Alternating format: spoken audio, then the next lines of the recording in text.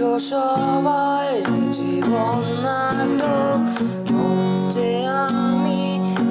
একাই আমার অভিনয়ে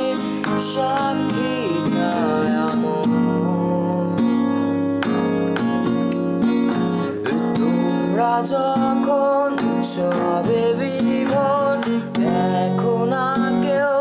তারার আড়ালে স্বপ্ন ভাঙার নষ্ট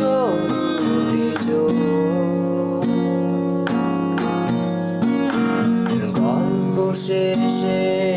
আমি নিঠোর সবার চোখে ঝরুক খুশির কান্না